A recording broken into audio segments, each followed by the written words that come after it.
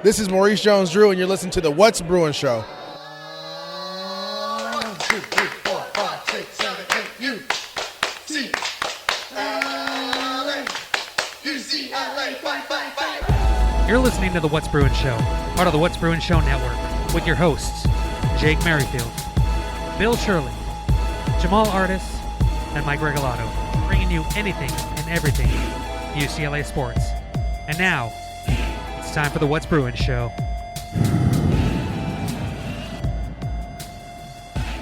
Well, hello and welcome to WB2. The game review. UCLA falls to those Beavers up in Oregon. Nice Beaver. To a score of 24-36. Once again, the Bruins put themselves in a big hole early and are not able to ever quite make it back from it. There were some nice moments, but not enough of them. And our defense proves to be mortal when they keep getting put in bad positions. And you know what? They did, and certainly it wasn't their best game either, but they played well enough for the Bruins to win if the offense could have done its part, or at least not dug the hole real deep for the defense to claw back from. So very similar game to the Utah game on the road, all things considered. And the Bruins had this opportunity, a test to get ahead of the schedule. And once again, they come up short, showing that sometimes, really, it is hard to be a Bruin. Sometimes it's hard to be a Bruin. Giving all your love to just one team. It really is hard sometimes. But this is the What's Bruin Show on the What's Bruin Show Network. Thank you for your support. Thank you for listening. On Twitter, we are at What's Bruin Show. Email is whatsbruinshow@gmail.com. And you can call the hotline. We'll get lots of hotline calls later. As many of you were just as depressed as I was. 805-399-4WBS. Second ranked Troy. Wow. They had quite a game as well, didn't they? So yeah, I guess it's not all bad, but it's all pretty bad for LA teams. Dodgers, Bruins, Trojans. Bad week in the books for LA teams. But yeah, call the hotline. Let us know what you think. You can also help support the What's Bruin Show and send it into the future by subscribing on Substack, whatsbruin.substack.com, or on Patreon, patreon.com/whatsbruinshow, or just whatsbruinshow.com. For just $2 a month on Patreon, you can support the What's Bruin Show and send it in the future. And we have a new subscriber. Thank you, Carrie, for subscribing. And I'm glad you found the Slack channel. If you subscribe, you get access to the Slack channel, or it was a very, animated discussion yesterday for the game. And then it, started out very fun and turned into just, us commiserating with each other. But we're all there for each other, right? But yeah, you can support the show on Patreon or Substack. Check the show notes for those details. And thank you very much. You can also get WBS merch at my locker site. Once again, check the notes. The site's too long to read. And we are also on YouTube. We won't be doing any live shows on YouTube anytime soon, but I do post all the What's Bruin shows on YouTube with a slideshow. So we'd appreciate if you subscribe to that channel too and give us some thumbs up on there. Every little bit helps. But with that being said, let's get to this game. I don't think anybody cares about UCLA football. UCLA's always been pretty soft. The worst in the world. This wasn't the worst game the Bruins could have played. Like it wasn't something like going to Utah and getting beat 44-0 or something like that. But given what we thought the Bruins would need to do to win this game on the road up there in Corvallis, they had about as bad of a start as you could possibly ask for, right? The Bruins come out, they have their first drive, they get the ball first. And for the third consecutive game, Dante Moore opens with an interception on the first drive. Now, they were trying to do something a little bit different. They get a nice first down. Moore is able to convert on a third and 4, nice third and short. And then on 1st and 10 at the 38, Kelly calls a play where Moore is rolling out to his left, kind of, opposite of what you would expect. The action's going right. Moore rolls to the left, and then throws across his body. And it's an incomplete pass, but apparently Kelly saw something that he liked on that play because he pretty much dials up the exact same play. They do it once again, and now this time Moore, once again throwing across his body, ends up throwing an interception. And now the Bruins have given the ball to the Beavs on their own 34-yard line. The defense holds tight, holds them to the field goal. At that point, I'm like, okay, fine. At the very least, it didn't turn into a touchdown. You're only down the scoreboard 3-0, but unfortunately gets worse from there. The Bruins then have a 3-and-out, and on that 3-and-out, Moore gets a quick pass to J-Mike, and then Carson runs for 2, and then on a 3rd and 7, Moore is not able to convert, so they punt the ball away, and the Beavers put together a nice drive and drive down and get another field goal. Now, once again, that's not great, but I still think we like the Bruins' chances at that point because the defense was holding stiff in the red zone. They were put in a real bad position, totally stopped the Beavs, give up the field goal. Then they give up a 50-yard drive off the punt, but they hold tight in the red zone and give up another field goal. And now the Bruins have the ball back, and if they can get anything going, then now we're in business. But they don't have anything going because they threw another interception. They get to midfield off a nice pass to Keegan Jones, which is pretty cool. But then they get into a 3rd and 6 at the Oregon State 45. They pick up a false start. False starts were going to be a problem in this game at certain points. And then Moore has a 3rd and 11 at midfield, and he throws a pick while under duress. And after an unbelievably bad call, somehow a chop block on the Bruins on the return, it shouldn't make any sense to me. But the Bruins got a little bit of payback from the refs later in the game where they got a couple of fortunate bounces. So that's kind of a wash. But anyways, it doesn't help that the Beavs get the ball spotted on the UCLA 21. And they quickly score a touchdown off of there. The defense has been put behind the 8 ball too many times in the first quarter at that point. That really is all the action of the first quarter. They score a touchdown as the quarter's winding down, and the Beavs end up having the ball for 10 of the 15 minutes of the first quarter. The Beavs score 13 points to the Bruins 0. The Beavs have 2 turnovers in the quarter that lead to 10 points directly, right? The ball spotted inside the Bruin 30-yard line.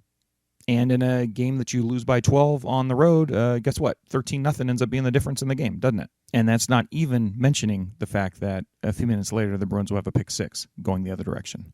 So any discussion of this game has to start with the fact that the Bruins spotted the Beavs 17 points in the first half on the road, and there's just really no feasible way to dig yourself out of that. And yet the Bruins were still in this game late, right? A couple things go their way. If they score on that second to last drive that started with about 10 minutes left in the game, then all of a sudden, they probably have a chance to drive to win the game. But they just like in Utah, they dug themselves too big of a hole, right? During the game, there was a little bit of talk about how the defense was, not up to par, right? We're not doing his job. But really, when you look at, as this game finishes, other than the really bad spots they were put in the first half, they gave up 2 drives in the third quarter. And to Oregon State's credit, nice Beaver. Nice Beaver. They really took it to the Bruins with a couple really explosive plays and had 2 quick touchdown drives that really kept the pressure on the Bruins. That was the quick touchdown to Bolden, and then on the next drive, Veiling had 2 big passes and caught a touchdown. But that's also coincidentally the time when the Bruin offense really got it going too. So that really was just kind of like the shootout territory, and they matched points there. The Bruins actually ended up on top by 1 because the Beavs missed a conversion. So, I mean, for most of this game, these 2 teams were just kind of slugging it out with each other. But it all started with a horribly lopsided start. And that lopsided start is, what cost the Bruins the game. What a shame. Do you think girls like failures? Girls want someone with proven success. Have you won any awards? Like a Congressional Medal of Honor? Or a Nobel Peace Prize? What are your real estate holdings? Do you have a diversified portfolio? Shame. Shame. Shame. So you look at this game, and the Bruins end up with more yards than the Beavs, 453 to 415. They end up rushing for 287 yards, right? Something had to go right for them to rush for that much. And, of course, we'll talk about it in a minute, but the Schlee package certainly helped those numbers. But they ran for over 5.5 yards per attempt, and they were 8 for 17 on third down, 3 for 5 on fourth down, which isn't bad numbers at all. But where it really goes sideways for the Bruins is in the passing game. They only threw for 166 yards, 3 interceptions, and 4.9 yards per pass, which is, they ran for 5.5 yards. They passed for 4.9 yards per pass. That should have told you kind of what they should have leaned into, maybe even a little bit more in this game. Maybe try to get over 300 yards. Maybe take away a couple of those passes. Some of that was out of their control. They passed every time on that final drive. So I think that was like 11 pass plays. So that kind of warps what the stats are actually telling us. But still, you think about the key moments of the games when the Bruins had to pass or when they tried to pass, that's generally when it was going wrong for them. On the flip side, it's not like DJU was unbelievably great or anything. He was 14 for 24, 266, 2 TDs, and once again, like that most of that was within 2 drives in the third quarter that the Bruins matched tit for tat. So, DJU wasn't anything special in this game.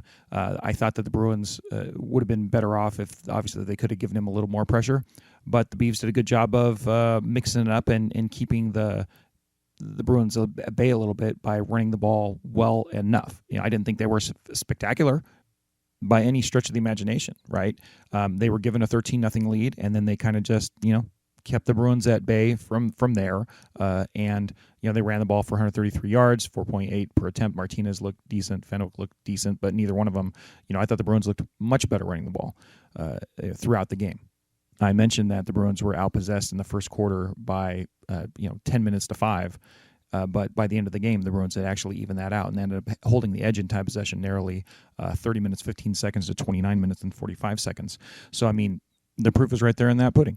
The defense played well enough to win had they not been put into the horrible spots they were put in by the offense. The special teams was just a wash, right? They didn't really have any real negative plays.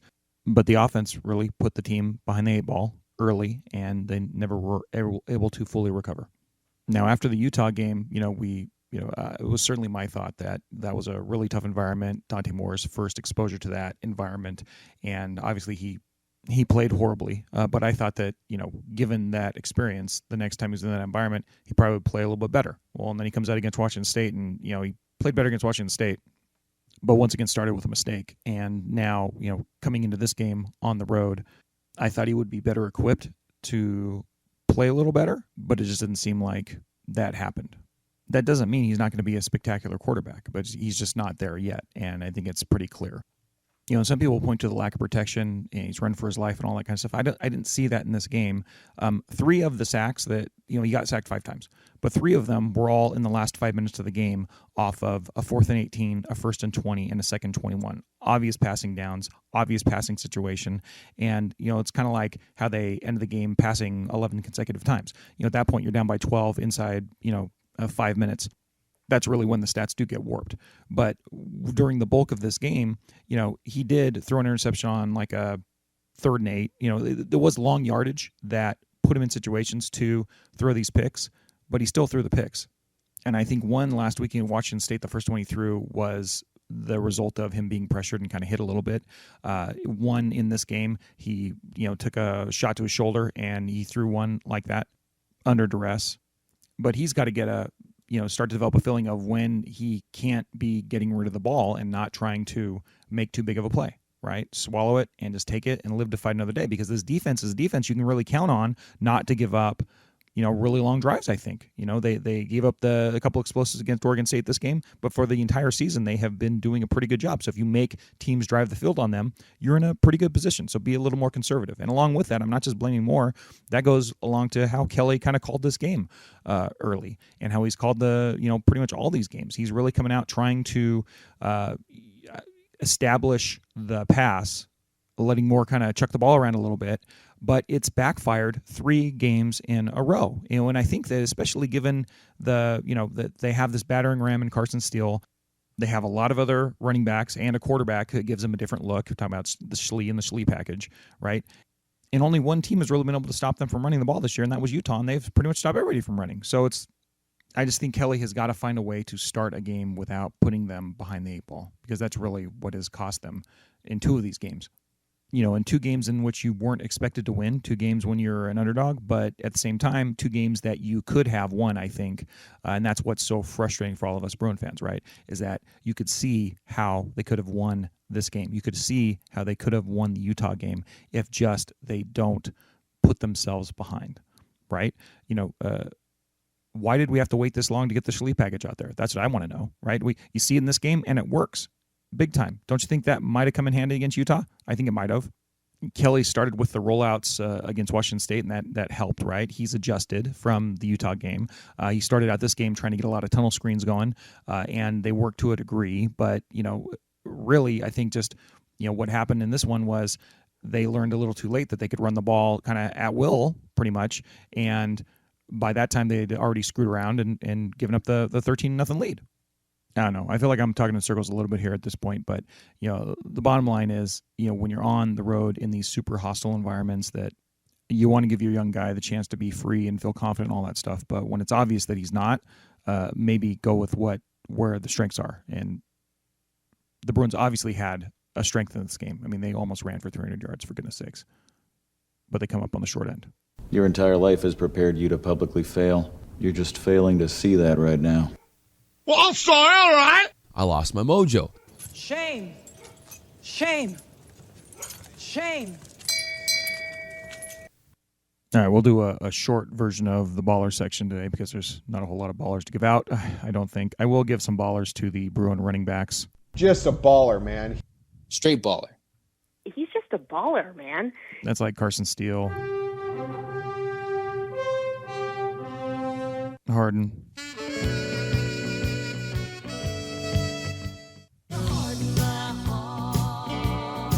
And even Mr. Jones chipped in again.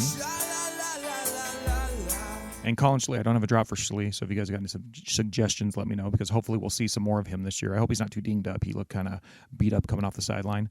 And I know that this will be a very controversial baller, but I'm giving the offensive line Ballerz. Just a baller, man. Because you can't run the ball for almost 300 yards and not have had a decent game, right? Yeah, they gave up some sacks down the stretch when they're at 1st and 20 and 2nd and 30 and 3rd and infinity, but, whatever. The Bruins had an advantage of this game that they took advantage of quite a bit, but maybe not quite enough. But the offensive line, to me, played pretty well in that regard. On defense, on one hand, the Bruin defense held the Beavs to their second lowest rushing total of the year. They gave up 133 yards on the ground. Only Utah had a lower total than that for the Beavs at 131. But they did give up almost 5 yards a carry. So the Beavs were able to run the ball, I think, when they needed to, although the Bruins got some key stops. So it's almost a baller performance, but not quite, especially when you combine that with the Beavs were able to throw the ball pretty successfully overall in this game. They had their highest yards per attempt of the season against the Bruins, so that's not good. That was pretty much compounded by those, but that whole stat was pretty much made on those two drives in the third quarter where they got the that 35-yard pass, that 40-yard pass, and that 30-yard pass to Veiling and what's his name, the little guy. I don't know how much missing Kirkwood hurt them, but you probably make the argument that it hurt them at least a little bit, right? Being down a defensive back that's played all season and they've had that much success, it certainly must have had a little bit of an impact. And that's something the Bruins have been pretty fortunate this year, right, with the injury bug. So let's hope that whoever is dinged up is able to get right for the Stanford game and going down the second half of the season.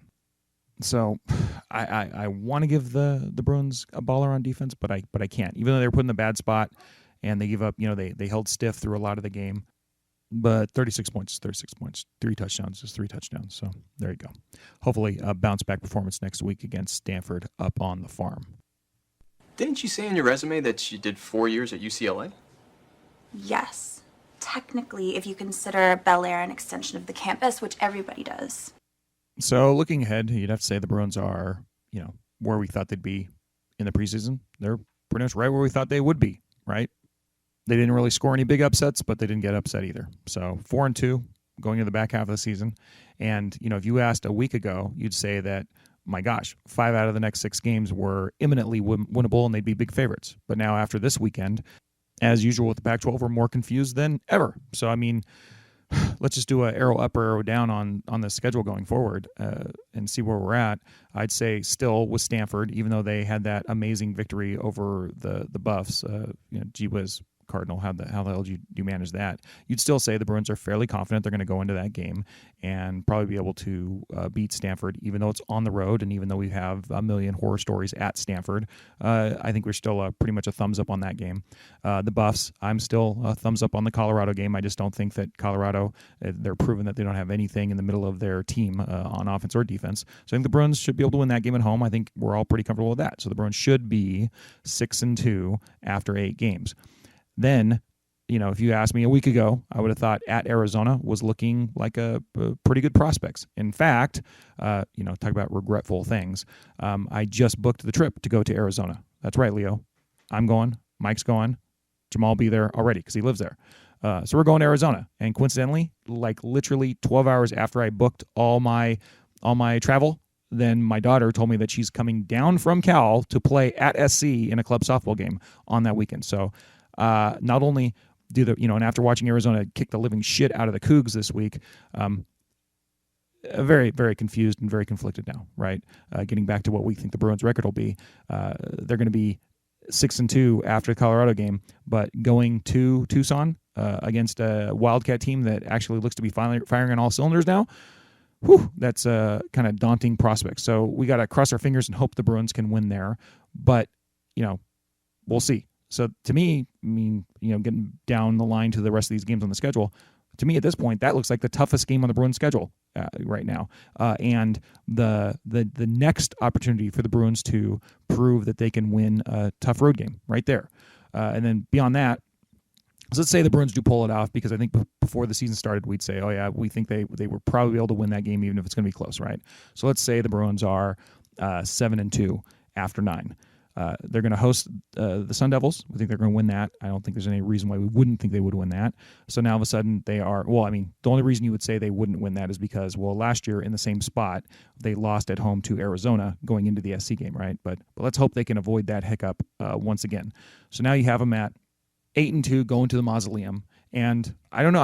I think this might just be prisoner of the moment, irrational thinking, but I feel like the at Arizona game at this point is a tougher road game for the Bruins as opposed to at SC. But, that game is always a crapshoot, and it's always, that big rivalry game, and you always get these crazy performances in that game. So who the hell knows how that's going to go.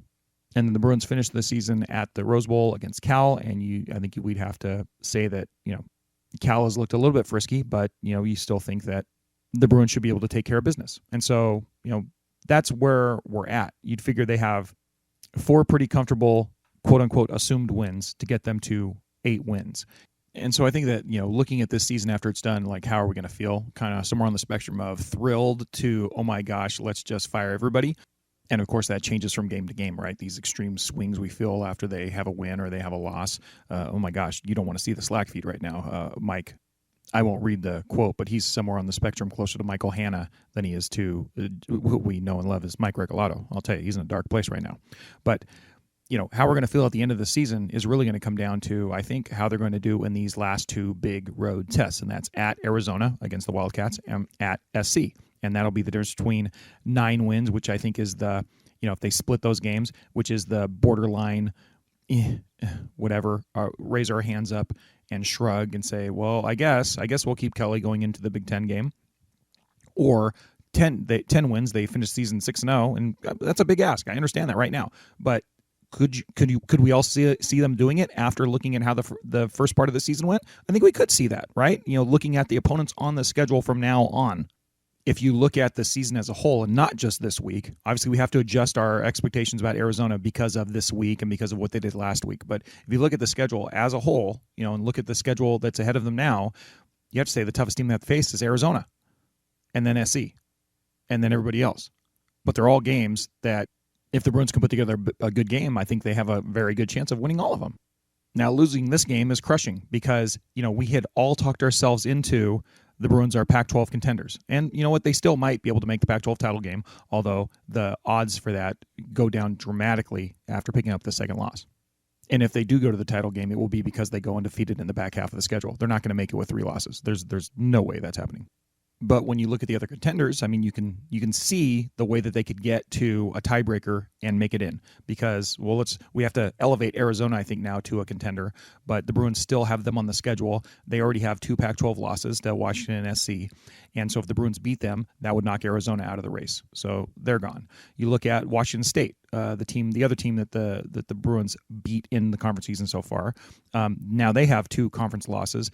And they still have to play Oregon and Washington, and at Oregon and at Washington, I should say. So, I mean, if they could win one of those games, that would be spectacular for the Bruins prospects.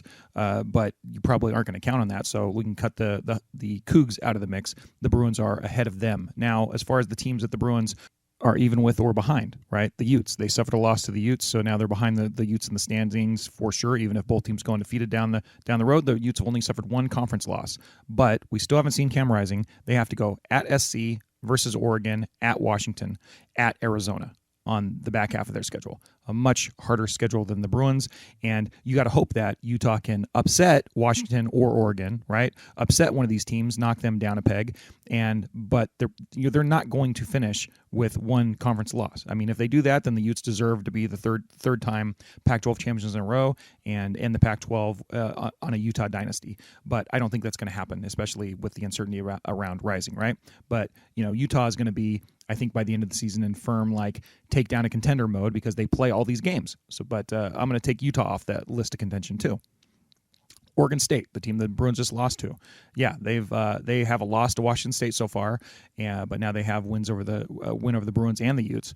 But going down the stretch, they have to go at Arizona next week. That's going to be a big one, and then they host Washington, and then they're at the Ducks. So once again, 3 really tough games. If the Ducks come out of this with 1 conference loss, then they deserve it, and more power to them. But do we think that's going to happen? Probably not. Now, they need to lose 2 of those 3 big games for the Bruins to edge ahead of them. So I hate to say it, but I think we're rooting for the Wildcats next week as the Beavs go out there.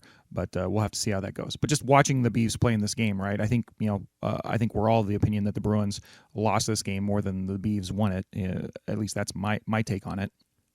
Giving up 17 points in turnovers in a game you lost by 12 and starting 0-13. But I think you can definitely see a world in which the Beavs end up with more than 2 conference losses. That takes us to the Trojans, right? The Trojans have yet to lose in conference.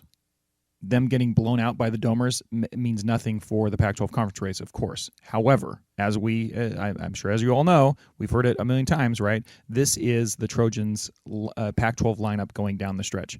Hosting Utah, at Cal, then hosting the Huskies, at Oregon, and then hosting the Bruins. Right now, assuming that the Bruins are going to beat the Trojans in that conference matchup, right? Because that's what, if we're looking for the Pac-12 title game berth, they have to beat the Trojans. They have to go undefeated. But you're telling me that SC, after watching them all year long, they're not going to pick up at least 1 more loss versus Utah, Washington, and at Oregon? I think that we would be surprised if they didn't. So then in this dream world in which I'm saying the Bruins go undefeated down the stretch, but I mean, we've just gone through the schedules of the other contenders, and I think the Bruins have a better than even shot of finishing ahead of all the teams I just listed because of the reasons I just listed. It really comes down to Washington and Oregon, who I think we all agree are the best teams in the conference, one of them stumbling, right? If things hold as they are, then it should be Washington and Oregon in the Pac-12 title game, and no one would really be surprised by that, and everybody would say, yeah, that fits pretty well. But let's look at what their schedules are down the stretch, because they have tough schedules too. Washington hosts Sparky this next weekend, and then they go at Stanford, so you figure they're going to win those 2 games. But then they close the season at SC, hosting Utah, we don't know if Rising's playing, at Oregon State, and then hosting Washington State. Those are 4 very tough games going down the stretch. But after winning this Oregon game, would I be surprised if they went undefeated or just, took down 1 loss? No, I wouldn't be surprised. I think that the Huskies now with that win over the Ducks, obviously, Captain Obvious here, but they have the inside track to the Pac-12 title game right now to fill up one of those slots. Then you look at Oregon. Well, they host a reeling Cougar team this next week, it's on the 21st. And then they go at Utah, host the Bears, they host SC, they go to Sparky, and then they finally end the season hosting the Beavs in the Civil War. I think if you're a Bruin fan and you're hoping that our undefeated second half of the season comes to fruition, you're really hoping that the Utes bow up big and strong and beat the Ducks in that game that they're hosting.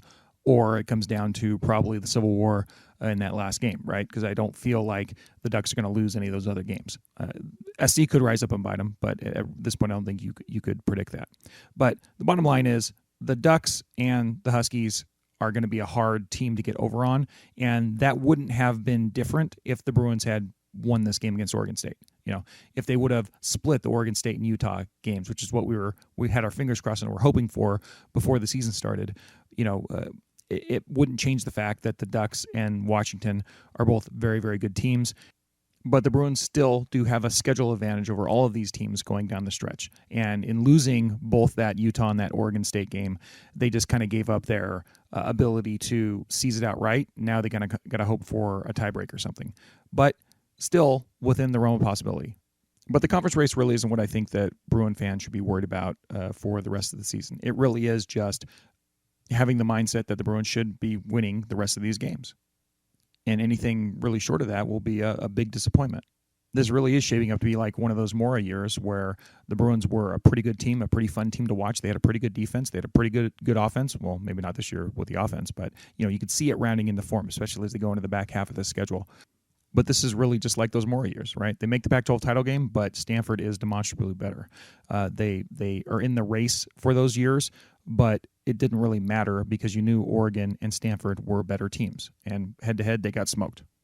I think just based on what it's looked like this year, Oregon and Washington are the class of the division. And if the Bruins are going to end up somehow challenging one of them for the division title, it'll have to involve some luck. And the luck they've had so far has been bad. The at Utah, the at Oregon State, nothing but bad luck in those games. And so you're hoping for something different to happen. But back to just talking about the Bruins, 8 regular season wins is not enough for this team to continue the status quo. It just isn't, right? 9 is pretty much right dead even where expectations probably should lie, and 10 would be a good optimistic look up heading forward. But that's how, in my mind, we should categorize this, right? We knew the Utah game was probably going to be a loss, but it is crushing and morally depleting because they had a chance and you could see them winning the game. This Oregon State game, we knew beforehand that it was probably going to be a loss, but it's crushing and morally defeating because you could see how they could win the game and you see how they had chances and it just didn't work out. So here we are, back again at 500 with Chip Kelly. 500 in the Chip Kelly era, right?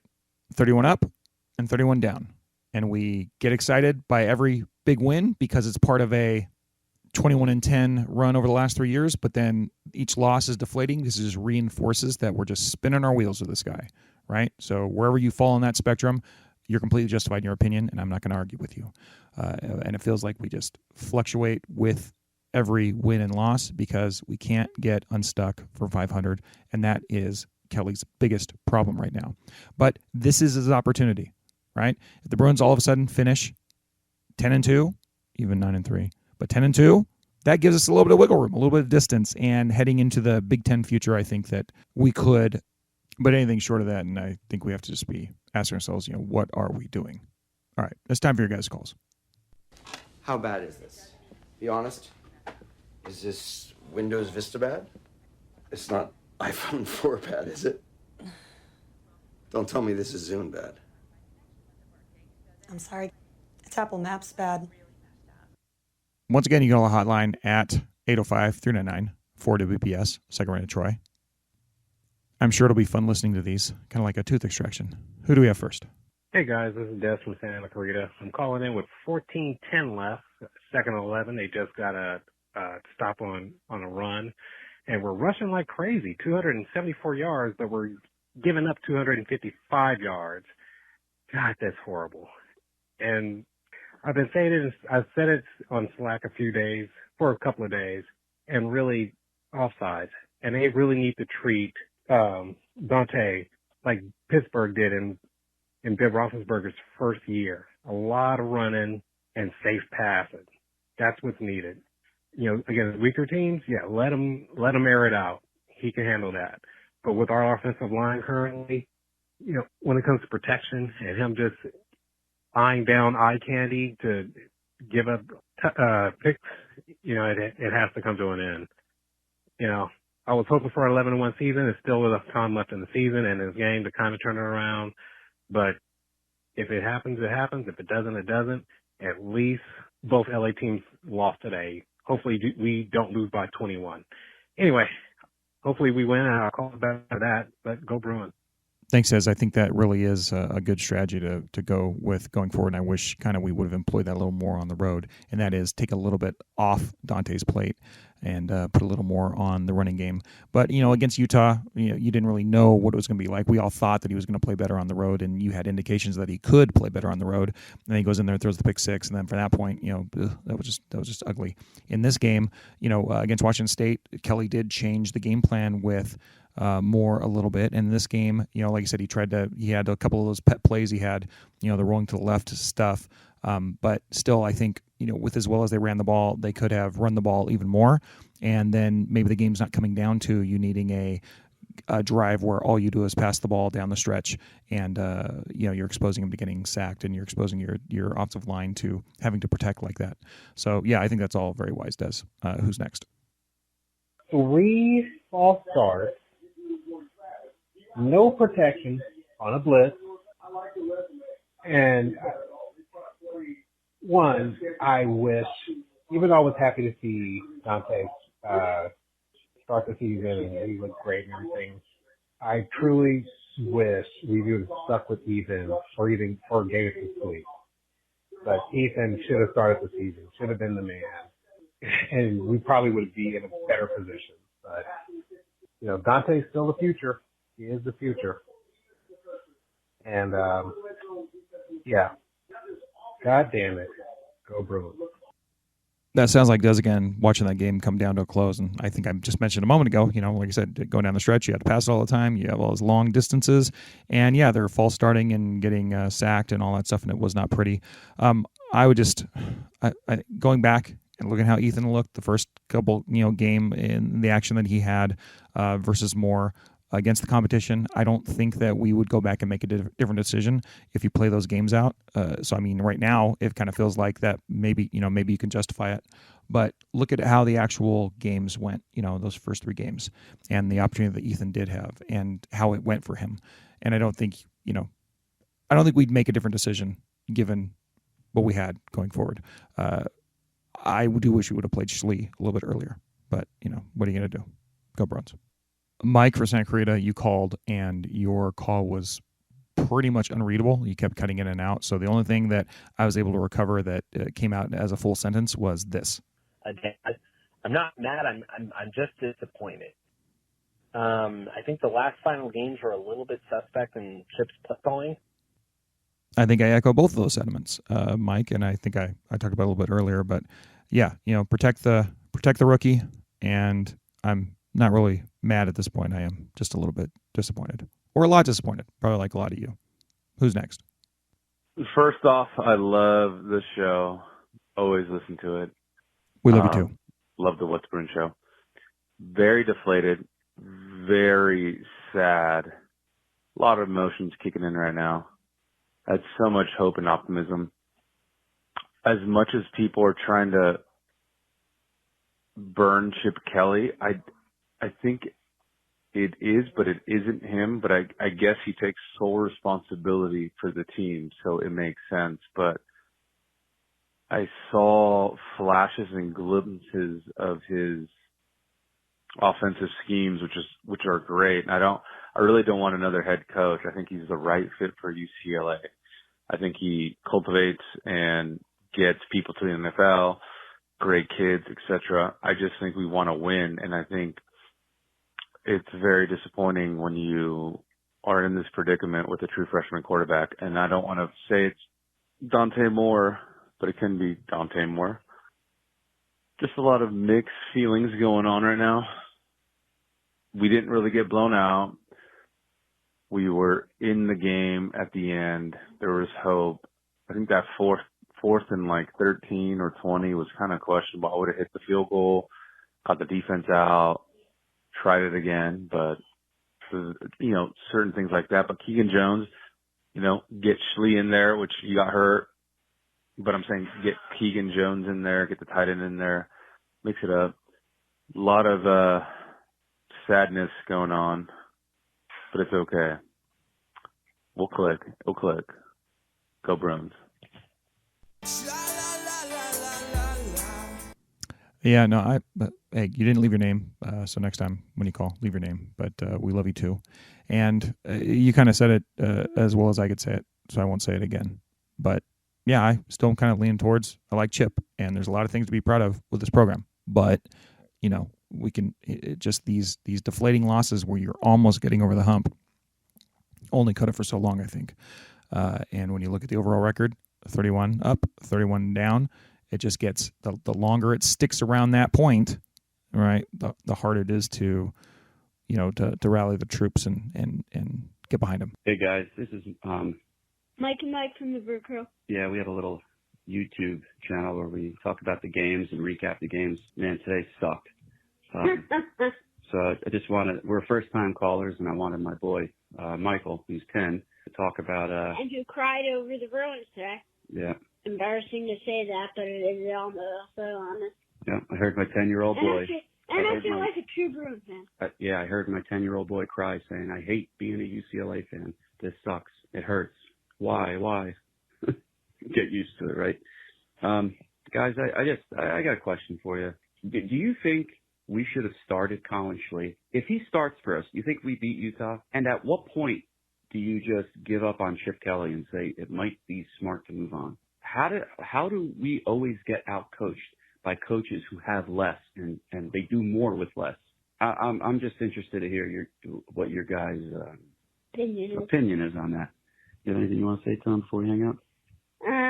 Yeah. How about this?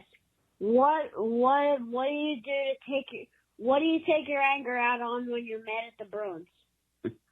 Well, I think they drink. You have any questions? You gotta bear with me, fellas. This is a 10-year-old we're talking about. In New Jersey, it's 12:30. He's real tired. When do you know when it's time to quit on a coach? Who is your guys' opinion that we should hire? Yeah, that's pretty much our question for you guys. And at the end of the day, we could win out. I think USC. I think our defense can slow Tim down, Caleb Williams, but our quarterback play has to get better for that game. You have to score points, and I don't feel comfortable about scoring 25 points. It's very hard. Whenever we score a touchdown, it seems very difficult, very hard. The Arizona game scares me now. I think our ceiling is 10-2, but I could very easily see us going 8-4. Yeah, I got cut off. Sorry, dude. Yeah, we wanted to finish it off by saying, what's your opinion on Coach? When do you think you move on from him? Quarterback play. What do you think about it, honestly? And do you think there has to be a change? Or do you think this is something we just have to ride out? Anyway, keep up the good work, guys. We love the show. Take care. Bye. Well, thank you, Mike and Mike from the Brew Crew on YouTube, apparently. Go and find them and subscribe to them for us. And while you're doing it, subscribe to the Let's Bruin Show on YouTube as well. But I'll answer Little Mike's question first. What do we do to deal with our Bruin anger? Yeah, I mean, that's why it's the symposium. We drink, because sometimes it's hard to be a Bruin. Sometimes it's hard to be a Bruin. Giving all your love to just one team. But getting some of your questions, I think I talked about it a few minutes ago, what I think about Kelly. And, there's a lot of stuff to be proud about. But at some point, you have to kind of get over the hump. And that's what I'm kind of waiting for. And some people, they've waited long enough and they're ready to ship them out on the first train, on the next train. And some of us are, they're still fighting to kind of keep it going. And I think I'm still in that boat. But, after every loss, that boat shrinks. And after every big win, it gets a little bigger, but we still can't get away from that 500 record, right? Getting to the Schley question, this goes along with Dez suggesting that we could have had Garbers. I don't think that you start Schley in either of these games. I wish you would have deployed Schley against Utah, and that might have been the difference maker. That could have been what got them over the hump, because for that entire game, basically, they're down by one score, right? This game was a little different in that they tried to get him out there early, and they did. I think on the second drive, he comes out for the first time, and it didn't quite get going. But once again, you dug yourself too big of a hole. You're down 2 scores, down 13-0 everything before you start to do anything. And, and that's 2 interceptions later. And then that's before the pick 6, but still, like, you don't start out with that negative of a game script, and then down to the end of the game, you no longer have to just be, because you're down 2 scores on those last 2 drives, you don't have to throw the ball the whole time. They can't pin their ears back. You can keep doing what has been successful for the most of the game, which is running the ball. But that's really what put them behind the 8 ball. So, yeah, I think, if Schlee's still healthy, more Schlee, mix him in with more, protect more, and because I don't think Schlee can pass any better than Moore, but it's just you want to limit the times that you put Moore out there to make a tough decision. I think really is what it is. But we'll see. I mean, Moore's probably going to play better in the next couple of games because the competition is significantly less. But, will that mean that he'll develop before the next big test he has? And the way I see that is Arizona. We'll see. But call again, guys. I really appreciate that. And hopefully the young man, little Mike, got some sleep. All right, looks like we got one more call, and it looks like it's Alex from Inglewood. Hey, this is Alex from Inglewood. That was just brutal. Just when you didn't think it could get worse, it just got worse. I'm still Team Dante. I literally don't think that we're in such a weird spot. This is why I believe that it was like so pertinent that we win with DTR all those years ago, because there was possibilities for the program to take a huge step back, and it's been great that the defense has kept us in games, but I just knew this was coming, because depending on a true freshman quarterback to be ready to go was insane. I knew Garbers brought nothing, and he couldn't score on, a group of 5 team.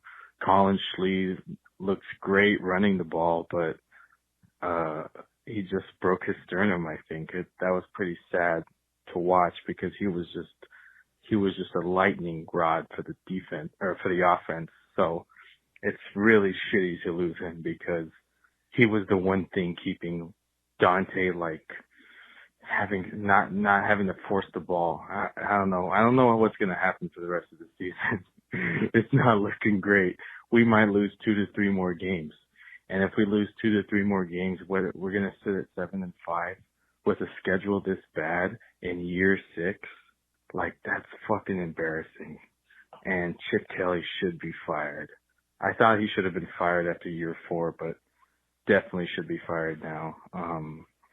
Roll with Lynn, head coach, people are saying. I don't know. We'll decide that later. But damn, this is like the crossroads game for the season. We could go 2 different ways. Like, we could tank, or we could go back up and stay in contention for a title. But it's not looking great. Go Bruins, I guess. And on that uplifting, positive note, your Bruins fall to the Beavers up at Oregon State, 36-24. Make of it what you will. Alex certainly painted a worst possible timeline scenario right there. And I can't say that, looking back now, you can't really disagree with his assessment of the offense going into this year. But I think that they've probably played better than what we're giving them credit for in this moment all around. So we'll see where the Bruins will take us. 4-2 heading into the second half of the season with some very winnable games. And if they don't win them, then, yeah, I think that the dark side may win out when it comes to calling for Chip Kelly's job. But we still have a long way to go. We'll be back on Tuesday with another show. Call us. Let us know what your thoughts are. You can make that show. And until next time, go Bruins. Good evening. Smoke 'em if you got 'em. That was the What's Bruin Show. Try us tomorrow. Same bat time, same bat channel. It's gotta be in or out, Mom. In or out. Well, I need the door closed. Thank you for your cooperation. Dude, Rob, we play some ball on the West Coast. The final word is boob.